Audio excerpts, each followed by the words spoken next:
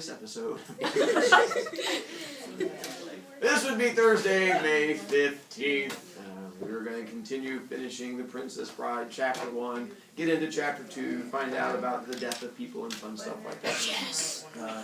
Blah, blah, blah. Homework, make sure you get the homework, blah, blah. Charger Challenge, kids are going to sign up, because if not, the heroes forfeit. I make fun of them for all time. We did the fairy tale retellings, which this one is not, because this is going to be a satire. And what were the examples of the satire fairy tales? Shrek and Hoodwink. So that's what this one's supposed to be similar to, and you're sort of picking up on that now that we've gotten partway through Chapter 1, that idea that they're making fun of fairy tales as we go through and do it. And then we have Florin and Gilder, where it's make-believe, but true at the same time. He took real people from history, but he's making up little bits of the conversations that happen and stuff like that. Alright, and now I have to figure out where we stopped. Let's see. Check this book first. We stopped where it said, "You go, please." Let's go to this one.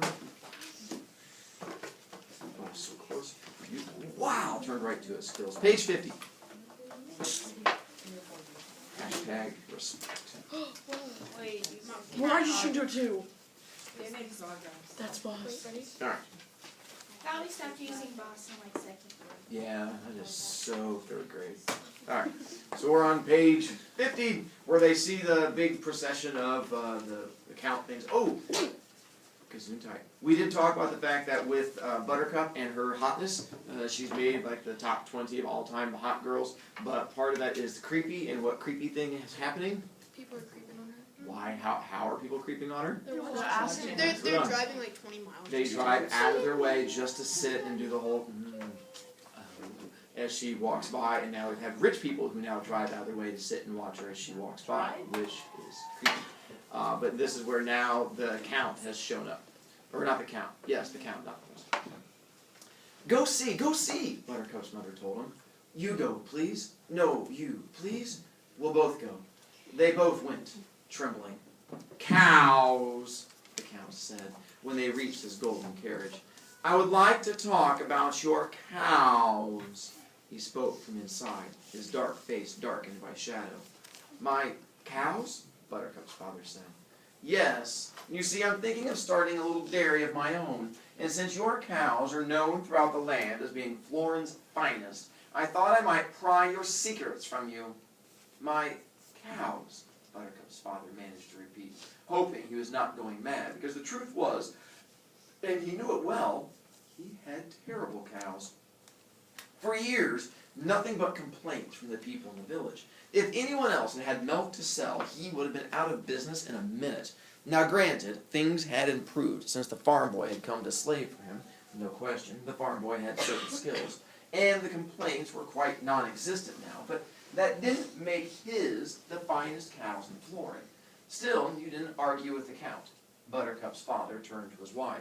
What would you say my secret is, my dear? He asked. Oh, there are so many, she said. She was no dummy, not when it came to the quality of her livestock. You two are childless, are you? The Count asked then. No, sir. Oh, then let me see her, the Count went on. Perhaps she will be quicker with her answers than her parents. Buttercup, the father called, turning. Come out, please. How did you know we had a daughter? Buttercup's mother wondered. Guess. I assumed it had to be one or the other. Some days I'm luckier than... He simply stopped talking then, because Buttercup moved into view, hurrying from the house to her parents. The Count left the carriage. Gracefully he moved to the ground and stood very still.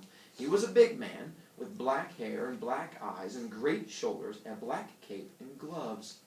Curtsy, dear, Buttercup's mother whispered. Buttercup did her best, and the Count could not stop looking at her. Real quick, the Count did not actually show up for the cows, in case you were having trouble following. Why did the Count show up?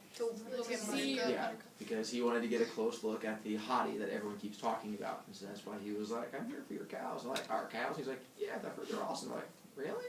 And so that was his excuse. And of course, that's how I also knew that they had a daughter, because that's who he came to, Ogle. Understand now, she was barely rated in the top 20. Her hair was uncombed, unclean. Her age was just 17, so there was still in occasional places the remains of baby fat. Nothing had been done to the child. Nothing was really there but potential. But the Count still could not rip his eyes away. The Count would like to know the secrets behind our cow's greatness. Is that not correct, sir? Buttercup's father said. The Count only nodded, staring. Even Buttercup's mother noted a certain tension in the air. Ask the farm boy, he tends to him, Buttercup said. And is that the farm boy? Came a new voice from inside the carriage. Then the Countess's face was framed in the carriage doorway. Her lips were painted a perfect red, her green eyes lined in black. All the colors of the world were muted in her gown. Buttercup wanted to shield her eyes from the brilliance. Buttercup's father glanced back toward the lone figure peering around the corner of the house. It is. Bring him to me. He's not dressed properly for such an occasion, Buttercup's mother said. I have seen bare chests before, the Countess replied. Then she called out, You! And pointed at the farm boy. Come here! Her fingers snapped on here. The farm boy did as he was told, and when he was close, the Countess left the carriage. When he was a few paces behind Buttercup, he stopped, head properly bowed. He was ashamed of his attire, worn boots and torn blue jeans. Blue jeans were invented considerably before most people suppose, and his hands were tight together in almost a gesture of supplication. Have you a name, farm boy? Wesley, Countess. Well, Wesley, perhaps you can help us with our problem. She crossed to him. The fabric of her gown grazed his skin. We are all of us here passionately interested in the subject of cows. We are practically reaching the point of frenzy, such as our curiosity. Why do you suppose, Wesley, that the cows of this particular farm are the finest in all Florin? What do you do to them? I just feed them, Countess. Well, then, there it is. The mystery is solved. The secret. We can all rest. Clearly, the magic is in Wesley's feeding. Show me how you do it. Would you, Wesley? Feed the cows for you, Countess? Bright lad. When? Now will be soon enough.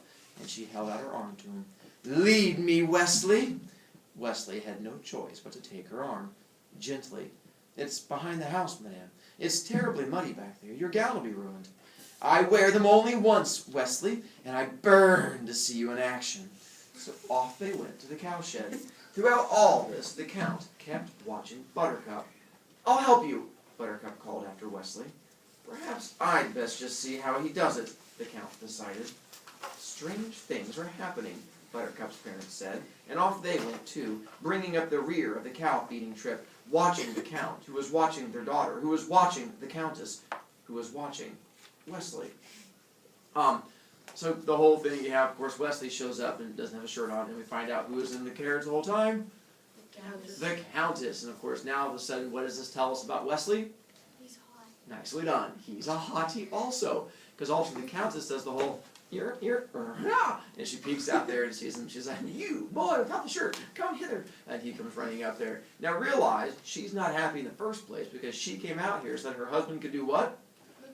Yeah, look at a hot chick. So she's like, well, now I'm going to go check out a hot guy. So then she's like, oh, I want to go see you work. So she goes and follows him. All of a sudden, Buttercup is like, why is everyone paying so much attention to farm boys? She begins to feel jealous for the first time. So she goes. And then, of course, once she leaves, the Count's like, I'm going to go watch too because it sounds like fun. So then he takes off. And the parents are like, okay, this is weird. So then they just go ahead and take off. So you have this whole big group going to watch Wesley feed the cows.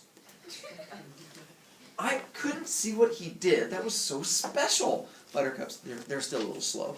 Buttercup's father said, he just fed them. This was after dinner now, and the family was alone again. They must like him personally. I had a cat once that only bloomed when I fed him. Maybe it's the same kind of thing. Buttercup's mother scraped the stew leavings into a bowl. Here, she said to her daughter, Wesley's waiting by the back door. Take him his dinner. Buttercup carried the bowl, opened the back door. Take it. He nodded. Accepted, started off to his tree stump to eat. I didn't excuse you, farm boy, Buttercup began. He stopped, turned back to her. I don't like what you're doing with Horse. What you're not doing with Horse is more to the point. I want him cleaned, tonight. I want his hoofs varnished, Tonight, I want his tail plaited and his ears massaged. This very evening, I want his stables spotless. Now, I want him glistening, and if it takes you all night, it takes you all night. As you wish. She slammed the door and let him eat in darkness. I thought Horace had been looking very well, actually, her father said. Buttercup said nothing. You yourself said so yesterday, her mother reminded her.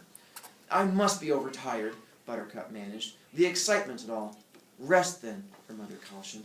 Terrible things can happen when you're overtired. I was overtired the night your father proposed. Zing! 34 to 22 and pulling away. Get it? Because overtired, that's why she agreed to marry him. Terrible things happen. Buttercup, I know, rose. Buttercup went to her room. She lay on her bed. She closed her eyes. And the Countess was staring at Wesley. Buttercup got up from bed. She took off her clothes, washed a little, got into her nightgown. She slipped between the sheets, snuggled down, closed her eyes. The Countess was still staring at Wesley. Buttercup threw back the sheets, opened her door. She went to the sink by the stove and poured herself a cup of water. She drank it down. She poured another cup and rolled its coolness across her forehead. The feverish feeling was still there. How feverish? She felt fine. She was 17 and not even a cavity. She dumped the water firmly into the sink, turned, marched back to her room, shut the door tight, went back to bed. She closed her eyes. The Countess would not stop staring at Wesley. Why? Why in the world would a woman in all the history of Florin, who isn't always perfect, be interested in the farm boy? Buttercup rolled around in bed, and there simply was no other way of explaining that look. She was interested. Buttercup shut her eyes tight and studied the memory of the Countess. Clearly, something about the farm boy interested her. Facts were facts, but what? The farm boy had eyes like the sea before a storm, but who cared about eyes? And he had pale blonde hair, if you like that sort of thing.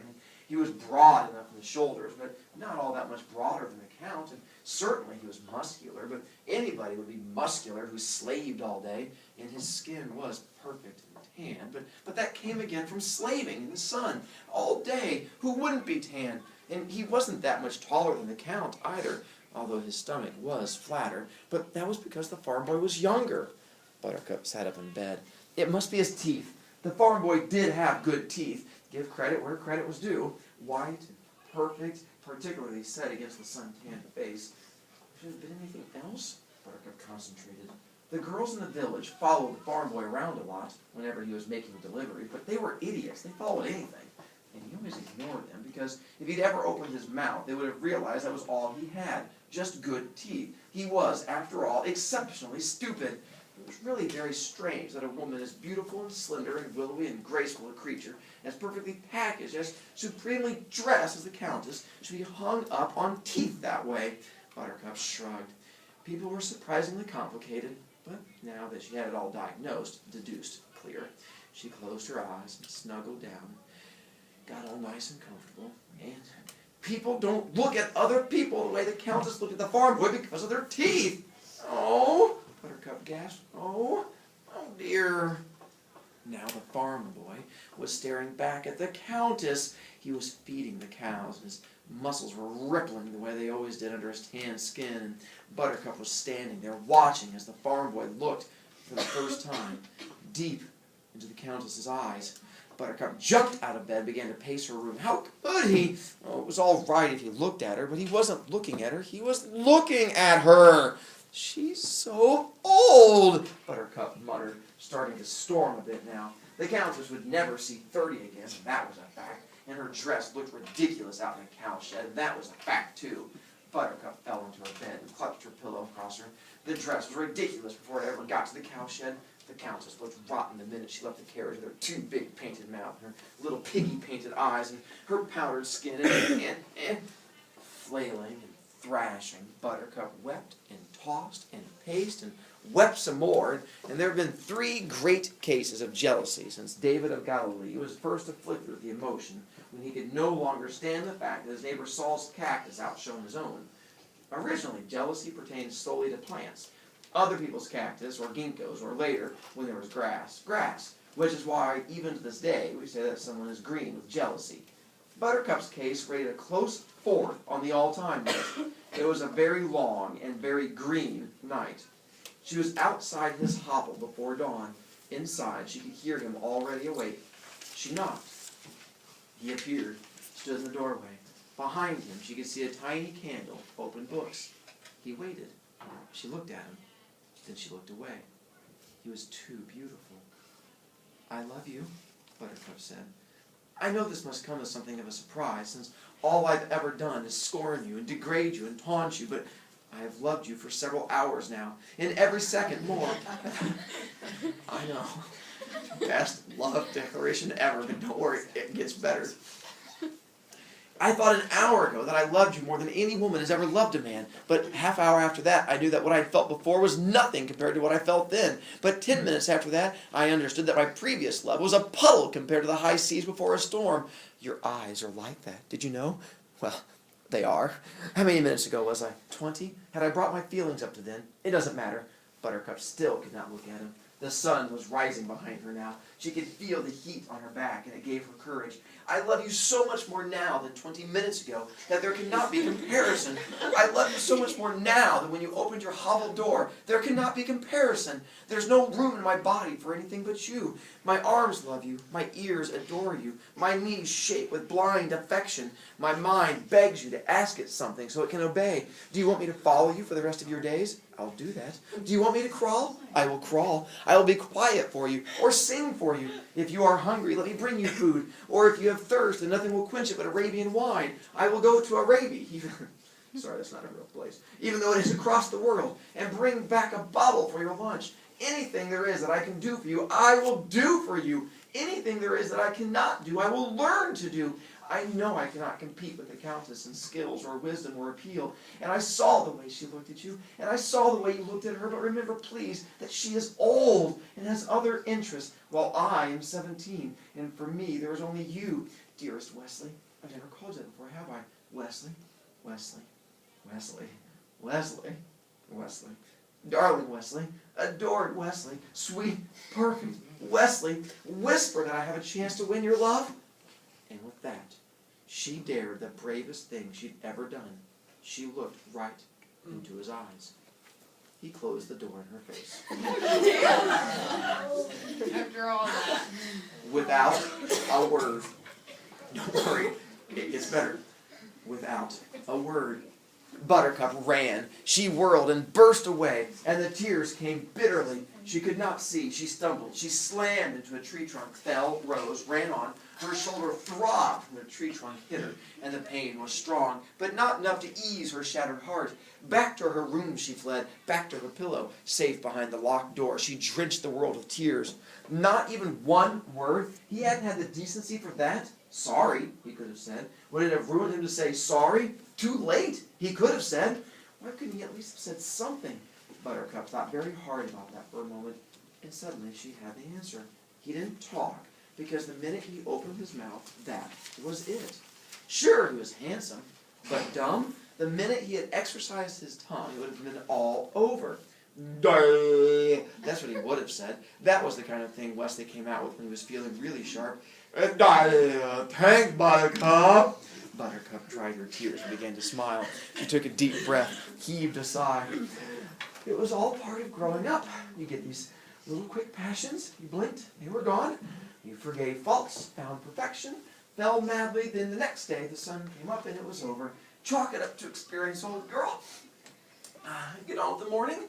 Buttercup stood, made her bed, changed her clothes, combed her hair, smiled, and burst out again in a fit of weeping, because there was a limit to just how much you could lie to yourself. Wesley wasn't stupid. Oh, she could pretend he was. She could laugh about his difficulties with the language. She could chide herself for her silly infatuation with a dullard. The truth was simply this. He had a head on his shoulders, with a brain inside every bit as good as his teeth. There was a reason he hadn't spoken. It had nothing to do with gray cells working. He hadn't spoken because really there was nothing for him to say. He didn't love her back. And that was that. The tears that kept Buttercup company the remainder of the day were not at all like those that blinded her into the tree trunk. Those were noisy and hot. They pulsed. These were silent and steady, and all they did was remind her that she wasn't good enough. She was 17, and every male she'd ever known had crumbled at her feet, and it meant nothing. The one time it mattered, she wasn't good enough. All she knew really was writing, and how was that to interest a man when that man had been looked at by the Countess? It was dusk when she heard footsteps outside her door, then a knock. Buttercup dried her eyes. Another knock. "Whoever is that?" Buttercup yawned finally. "Wesley." Buttercup lounged across the bed. "Wesley?" she said. "Do I know any Wes... Oh, farm boy, it's you. How droll." She went to her door, unlocked it, and said in her fanciest tone, "I'm ever so glad you stopped by. I've been feeling just ever so slummy about the little joke I played on you this morning. Of course you knew I wasn't for a moment serious, or at least I thought you knew. But then just when you started closing the door, I thought for one dreary instant perhaps I'd done my little jest a bit too convincingly, and poor dear thing, you might have thought I meant what I said, when of course we both know the total impossibility of that ever happening. I've come to say goodbye." Buttercup's heart bucked, but she still held to Fancy. "You're going to sleep, you mean, and you've come to say goodnight. How thoughtful of you, farm boy, showing me that you forgive me for my little morning's tease. I certainly appreciate your thoughtfulness," and he cut her off. "I'm leaving." "Leaving?" The floor began to ripple. She held the door frame. "Now?" "Yes." "Because of what I said this morning?" "Yes." "I frightened you away, didn't I? I could kill my tongue." She shook her head and shook her head. "Well, it's done. You've made your decision. Just remember this. I won't take you back when she's done with you. I don't care if you beg." He just looked at her. Buttercup hurried on. "Just because you're beautiful and perfect has made you conceited. You think people can't get tired of you. Well, you're wrong. They can. And she will. Besides, you're too poor." "I'm going to America to seek my fortune." This was just after America, but long after fortunes. "A ship sails soon from London. There is great opportunity in America. I'm going to take advantage of it. I've been training myself in my hovel. I've taught myself not to need sleep, a few hours only. I'll take a 10-hour-a-day job, and then I'll take another 10-hour-a-day job, and I'll save every penny from both except what I need to eat to keep strong. And when I have enough, I'll buy a farm and build a house and make a bed big enough for two." "You're just crazy if you think she's going to be happy in some run-down farmhouse in America, not with what she spends on clothes. Stop talking about the Countess as a special favor before you drive me mad." Buttercup looked at him. "Don't you understand anything that's going on?" Buttercup shook her head. Wesley shook his too. "You never have been the brightest, I guess." Do you love me, Wesley? Is that it?" He couldn't believe it. Do I love you? My God! If your love were a grain of sand, mine would be a universe of beaches. If your love were... I don't understand the first one yet. Buttercup interrupted. She was starting to get very excited now. Let me get this straight. Are you saying my love is the size of a grain of sand, and yours is the other thing? Images just confuse me so. Is this universal business of yours bigger than my sand? Oh, help me, Wesley. I have the feeling we're on the verge of something just terribly important. I've stayed these years in my hovel because of you. I've taught myself languages because of you. I've made my body strong because I thought you might be pleased by a strong body. I've lived my life with only the prayer that some sudden dawn you might glance in my direction. I have not known a moment in years when the sight of you did not send my heart careening against my ribcage. I have not known a night when your visage not accompanied me to sleep. There have not been a morning when you did not flutter behind my waking eyelids. Is any of this getting through to you, Buttercup? Or do you want me to go on for a while? Never stop. There has not been... If you're teasing me, Wesley, I'm just going to kill you. How can you... Stop laughing. How can you even dream I might be teasing? Well, you haven't once said you loved me. That's all you need? Easy. I love you. Okay? Want it louder? I love you. Spell it out, should I? I-L-O-V-E-Y-O-U. Do you want it backwards? You love I.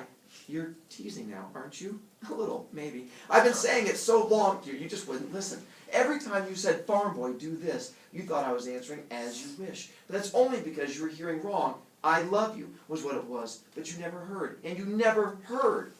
I hear you now. And I promise you this, I will never love anyone else, only Wesley, until I die. He nodded, took a step away. I'll send for you soon, believe me. Would my Wesley ever lie? He took another step. I'm late. I must go. I hate it, but I must. The ship sails soon, and London is far. I understand. He reached out with his right hand. Buttercup found it very hard to breathe. Goodbye. She managed to raise her right hand to his. They shook. Goodbye, he said again. She made a little nod. He took a third step, not turning. She watched him. He turned, and the words ripped out of her. Without one kiss? They fell into each other's arms. There have been 5 great kisses since 1642 BC, when Saul and Delilah Corn's inadvertent discovery swept across Western civilization. Before then, the couples hooked thumbs. And the precise rating of kisses stop laughing, is a terribly difficult thing, often leading to great controversy, because although everyone agrees with a formula of affection times purity times intensity times duration, no one has ever been completely satisfied with how much weight each element should receive. But on any system, there are 5 that everyone agrees deserve full marks. Well, this one left all those kisses behind. The first morning after Wesley's departure, Buttercup thought she was entitled to do nothing more than sit around moping and feeling sorry for herself. After all, the love of her life had fled. Life had no meaning. How could you face the future? Etc., etc. And then Heidegger walked in. Go ahead, put it on my desk. Thanks. But after about 2 seconds of that, she realized that Wesley was out in the world now, getting nearer and nearer to London. And what if a beautiful city girl caught his fancy while she was just back here moldering? Or worse, what if he got to America and worked his jobs and built his farms and made their bed and sent for her, and when she got there, he would look at her and say, ew, I'm sending you back. The moping has destroyed your eyes. The self-pity has taken your skin. You're a sloppy-looking creature. I'm marrying an Indian girl who lives in a teepee nearby and is always in the peak of condition. Buttercup ran to her bedroom mirror. Oh, Wesley, I must never disappoint you. And she hurried downstairs to where her parents were squabbling, 16 to 13 and not past breakfast yet. I need your advice, she interrupted. What can I do to improve my personal appearance? Start by bathing, her father said. And that would be a roast. And do something with your hair while you're at it, her mother said. Unearth the territory behind your ears. Neglect not your knees. Okay, that'll do nicely for starters, Buttercup said. She shook her head. Gracious, but it isn't easy being tidy. Undaunted, she set to work. Every morning she awoke, if possible by dawn, and got the farm chores finished immediately. There was much to be done now with Wesley gone, and more than that, ever since the Count had visited, everyone in the area had increased his milk order, so there was no time for self-improvement until well into the afternoon. But then she really set to work. First, a good cold bath. Then, while her hair was drying, she would slave after fixing her figure faults. One of her elbows was just too bony, the opposite wrist not bony enough, and exercise what remained of her baby fat. Little of it left now, she was nearly 18, and brush her hair. Her hair was the color of autumn, and it never had been cut, so 1,000 strokes took time, but she didn't mind, because Wesley had never seen it clean like this, and wouldn't he be surprised when she stepped off the boat in America? Her skin was the color of wintry cream, and she scrubbed her every inch well past glistening. And that wasn't much fun, really, but wouldn't Wesley be pleased with how clean she was as she stepped off the boat in America? And very quickly now, her potential began to be realized. From 20th, she jumped within 2 weeks to 15th, an unheard of change in such a time. But 3 weeks after that, she was already 9th and moving. The competition was tremendous now, but the day after she was 9th, a 3-page letter arrived from Wesley in London, and just reading it over put her up to 8th. That was really what was doing it for her more than anything. Her love for Wesley would not stop growing, and people were dazzled when she delivered milk in the morning. Some people were only able to gape at her, but many talked, and those that did found her warmer and gentler than she'd ever been before. Even the village girls would nod and smile now, and some of them would ask after Wesley, which was a mistake unless you happen to have a lot of spare time, because when someone asked Buttercup how Wesley was, well, she told them. He was supreme as usual. He was spectacular. He was singularly fabulous. Oh, she could go on for hours. Sometimes it got a little tough for the listeners to maintain strict attention, but they did their best, since Buttercup loved him so completely. Which was why Wesley's death hit her the way it did. I love this book. I have the shoes. Now, good news and bad news. The good news is you get to take the book with you. The bad news is you cannot tell my 6th period what happens. Either the falling in love or what just happened with Wesley. Tomorrow you need to get to the end of chapter 4, but there's like 2 pages of chapter 1 left. Chapter 2 is 2 pages. Chapter 4 is 1 page. It shouldn't take you long. About 3. Chapter 3 is a little bit longer. It's like 10 pages. But it's fun. Alright, take off and stop enjoying yourself at school.